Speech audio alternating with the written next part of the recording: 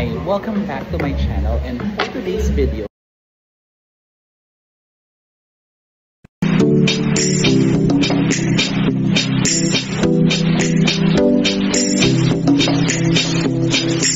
okay, so let's start now. Before we will discuss the concept of subspace topology, so let's consider first this proposition saying that if you have this topological space and then your y here is considered to be a subset of x. So remember your x here is a topology here.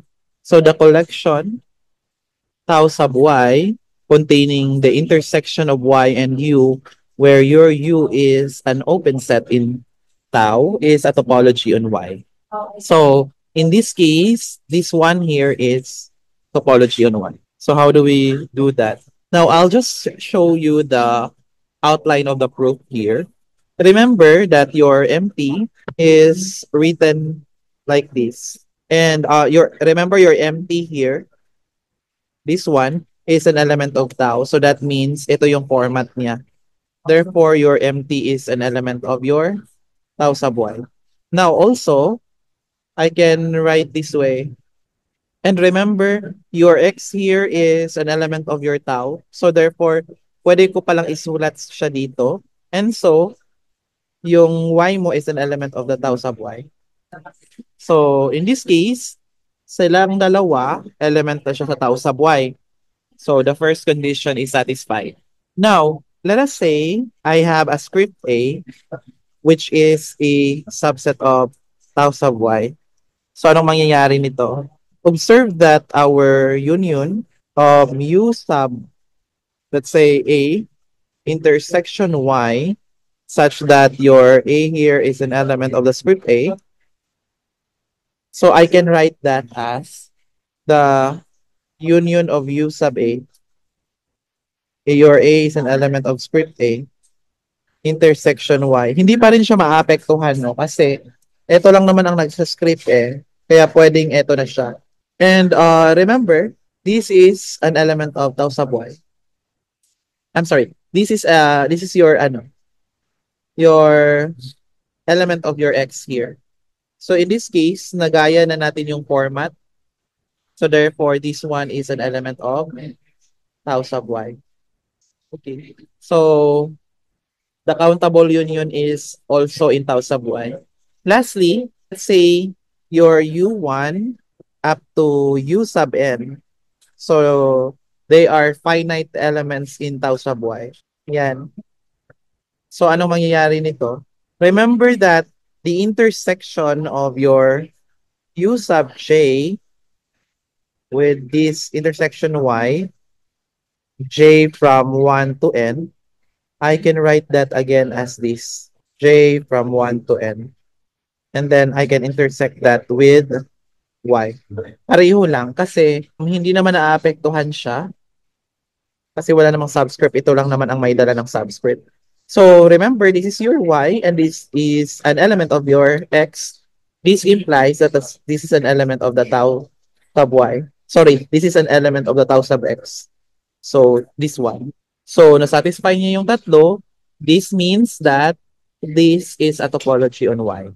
Okay, so now that we have proven the proposition already, so we will now introduce the concept of our subspace topology.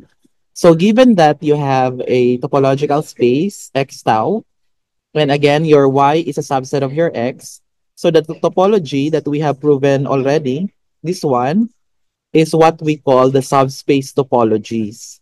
And they are, this is a subspace topology induced by the topology tau on X. So, ibig sabihin, parang ano siya, nai-inherit niya from the space X. And let's bear in mind that by subspace of the topological space X tau, we mean a subset Y of X endued with the subspace topology tau sub Y. And this tau sub y is induced by the x tau. And by the expression u is open in y, we mean that u is an element of tau sub y. Kasi di ba, sabi natin that every element of a tau is a topology on X. So every element of these is an open set. So to picture out that one, parang ganito kasi siya. Kunyari, ito yung X natin. And then let's say we have our Y here. Kasi si Y subset ni X, di ba? So, of course, nandito, makikita natin yung tau, di ba? Kasi, di ba, a tau is a collection of your subsets of your X that forms a topology. So, in this case, kunyari, yung tau kasi natin, yung mga laman niya, open sets, di ba? So, kunyari, yung mga open sets mo, eto, yan. These are the open sets of tau. Okay. So, ibig sabihin, our concern here in a subspace topology is that we're gonna look for those elements dito. Yan. Um, na in that case, these will form a topology for the subset Y. So, tinatawag siyang subspace topology. So, yan yung main concern natin dito. We also have to remember, guys, that if in dealing with a topological space and a subspace Y, one has to exercise the quotient with the term open sets. So remember, your open sets here are those elements of the topology corresponding to a certain set. So possible na yung set U mo is open in Y pero hindi siya open ni X. Okay, so let's consider this example. Yung X mo is the set of real numbers. So this is endued with the usual topology. And then your Y here is the intersection of the closed interval 0, 1 and the open interval 2, 3. So alam natin this is a subset of R, di ba? So this means Y is a subset of X. So in this case kasi, kung napapansin mo, you can have your 0, 1 to be the intersection of your Y. Remember, your Y is 0, 1, union 2, 3. And the open set, open interval negative 1 half to 2, 3, 2. So in this case, kung napapansin mo, this is open in X, which is the R. Pero in this case kasi open naman siya, so mangyayari na this guy here is open in Y, pero hindi siya open ni X. That's it. Let's consider this another proposition. Sabi niya, X is a topological space and your Y is a subset of X. So if Y is open in X and U is open in Y, then in this case, U is open in X. So how do we show that? So your U is open in Y, tama? And Y is open in X. Is open in X. Okay, according to the assumption. So, ano lang siya ha? Drop lang to ng proof. Let U prime be open in X. Such that, dahil si U prime is open in X, you can actually write this way. So, remember, your Y here is open in X and your U prime is also open in X. So, I'm sorry. So, they are both open ni X. Ito din siya is open ni X. So, in this case, this one is open ni X. That's it. So, kayo nang bahala mag-organize sa proof. This is now the draft of this proof. Okay, another proposition. So, let this script be a basis for the topology on X. So, this one here is a basis for the subspace topology on Y inherited from X. So, paano natin yan ipoprove? So, again, your B here is basis for the topology on X. And then, yung script BY, this is the set of B intersection Y such that yung B mo is an element of script B. So, in this case, the set here is basis din siya for the subspace topology. How do we prove this? Let U be an open set in Y. Yan. And then, we let X element of U. Okay. Paano nangyayari yon? So, we let U prime be an open set in X such that yung U prime mo intersection with Y is equal to U. So in this case, guys, we let B element ni script B such that X element ni B and a subset of U prime. Okay. So in this case, yung pagkakaroon natin ng B here is enough to tell us that discrete B is a basis for X.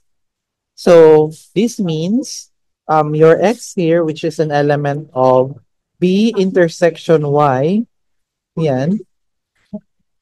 Kasi di ba, U is open in Y. Your X is an element of U. So element din siya ni Y. So this is now a subset of U prime intersection Y. And remember, this is U. So this proves the claim. Okay, here is our last proposition for this topic.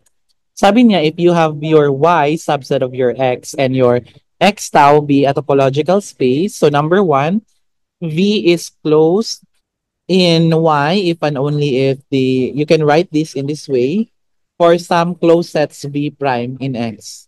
Okay, next is Y is closed in X and V is closed in Y imply that V is closed in X. So let's focus muna sa number one. Okay, so again, remember, V is closed in Y if and only if you can write this way. And remember, your V prime is closed in X. So I'll just give you the draft of this proof.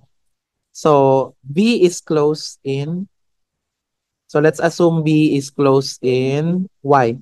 So anong ibig sabihin nito? Dahil close siya ni Y, implication niya is the complement of this is open. Tama?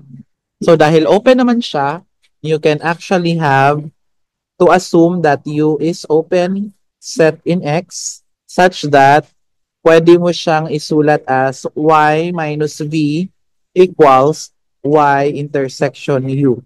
And so, di ba pwede mo siyang isulat sa theory natin, this is just equivalent to this, no? Y intersection X minus U.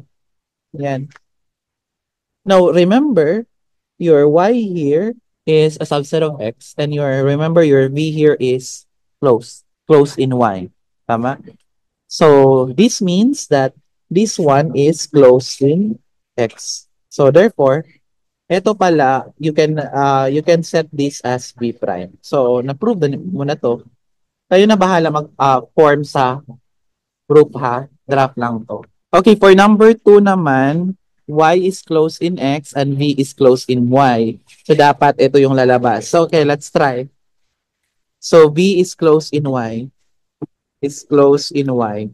Let's assume that V prime is closed in X such that V equals Y intersection V prime. So, again, your Y here is also closed in X, no? So, since Y is closed in X, and V is closed in X, so the intersection of closed sets, so therefore, ito pala is closed. That's it. So if you have question or clarification, please let me know. Okay, that's all for now. Thank you so much for watching. If you have any questions or clarification, please don't hesitate to comment down there, or you can follow me on YouTube so that you'll be updated on a lot of videos that I will be uploading soon. Thank you and have a great day.